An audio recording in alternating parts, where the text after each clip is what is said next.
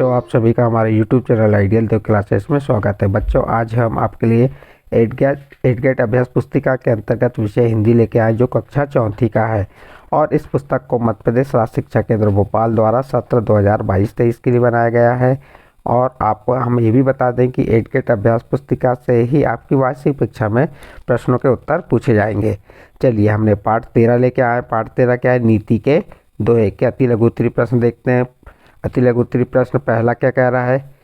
प्रश्न 1 कह रहा है, नीति के दोहे पाठ के अनुसार हमें कैसी वाणी बोलना चाहिए?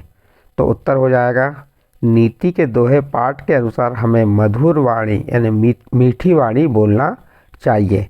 तो बच्चों, इस प्रकार आपका प्रश्न 1 यहाँ पे कंप्लीट होता है। प्रश्न 2 क्या कह रहा है? किस तरह के पेड़ से राहगीर को छाया नहीं मिलती? राहगीर यानी रास्ते से चलने वाले को किस तरह के पेड़ से छाया नहीं मिलती? तो उत्तर हो जाएगा पाठ के आधार पर, खजूर के पेड़ से राहगीर को छाया नहीं मिलती है। इस प्रकार बच्चों, आपका प्रश्न नंबर 2 कंप्लीट हुआ। इसके बाद नेक्स्ट प्रश्न देखते हैं। प्रश्न नंबर 3 में क्या कह रहा है? चलिए ध्यान दीजिए।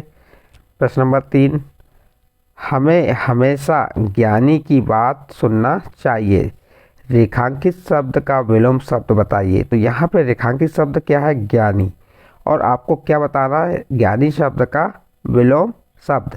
तो ज्ञानी का विलोम क्या होगा? आपको मालूम है, ज्ञानी का विलोम होता है अज्ञानी। तो ज्ञानी का विलोम क्या हो गया? अज्ञानी। इस प्रकार आपका प्रश्न नंबर 3 कंप्लीट हुआ। नेक्स्ट आगे चलिए। प्रश्न नंबर 4 लघु उत्तरीय प्रश्न है।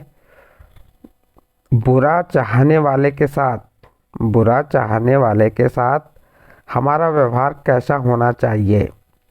यदि कोई आपका बुरा चाह रहा है तो उस टाइम पे उसके प्रति आपका व्यवहार कैसा होना चाहिए? तो चलिए इसका उत्तर देखते हैं। बुरा चाहने वाले के साथ हमारा व्यवहार अच्छा मधुर होना चाहिए। यदि हमारा कोई बुरा चाह रहा है तो भी हमारा उसके प्रति व्यवहार कैसा होना चाहिए? अच्छा और मधुर होना चाहिए। लघु उत्तरीय प्रश्न नंबर 4 कंप्लीट। इसके बाद प्रश्न नंबर 5 देखते हैं। प्रश्न नंबर 5 में क्या दिया है?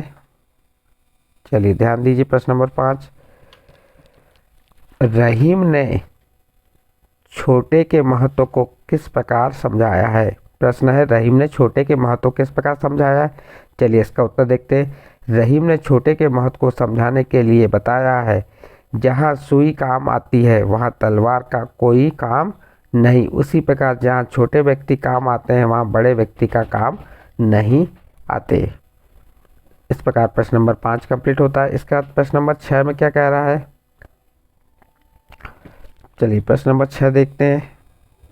आवत ही हर्षे नहीं नैनन नहीं सने। तुलसीदास जी ने यह पंक्ति किस संदर्भ में कही है? उसे अपने शब्दों में लिखिए। क्या है पंक्ति? आवत ही हर्षे नहीं नैनन नहीं सने। उत्तर देखिए, जिस घर में जाने पर घर वाले लोग देखते ही प्रसन्न ना हो और उन जिनकी आंखों में प्रेम ना हो, उस घर कभी जाना नहीं चाहिए। इस प्रकार प्रश्न नंबर 6 कंप्लीट हुआ। इसका प्रश्न नंबर 7 देखिए। प्रश्न नंबर 7 दीर्घोत्तरीय प्रश्न है। क्या कह रहा है? हमें सदाचारी और सद्व्यवहारी क्यों होना चाहिए? विस्तार से अपने शब्दों में लिखिए। उत्तर देखिए, हमें सदाचारी और सद्व्यवहारी होना चाहिए क्योंकि वो उसका व्यक्तित्व ही होता है।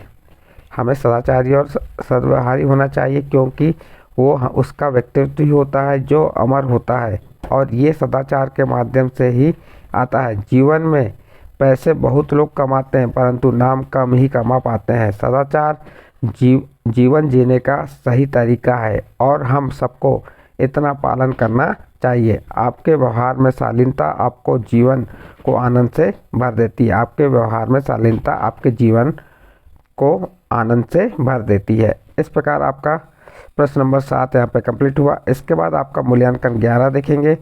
मूल्यांकन 11 में क्या है? अति लघु उत्तरीय प्रश्न है। प्रश्न 1, तुलसीदास जी ने संत की तुलना किससे की है? तो चलिए इसका उत्तर क्या हो जाएगा? तुलसीदास जी ने संत की तुलना फल देने वाले वृक्ष से की है। इस प्रकार आपका प्रश्न नंबर 1 कंप्लीट हुआ। प्रश्न नंबर 2 लघु उत्तरीय प्रश्न है। जहाँ काम आवे सुई कहाँ करे तलवारी। रहीम ने इस पंक्ति किस संदर्भ में कही है? अपने शब्दों में लिखिए। रहीम जी कहते हैं हमें बड़ों को देखकर छोटे को हीन नहीं समझना चाहिए, क्योंकि जहाँ सुई काम आती है वहाँ तलवार काम नहीं आती। इस प्रकार प्रश्न नंबर 2 कंप्लीट हुआ। इसके बाद दीर्घोत्तरी प्रश्न है प्रश्न नंबर 3।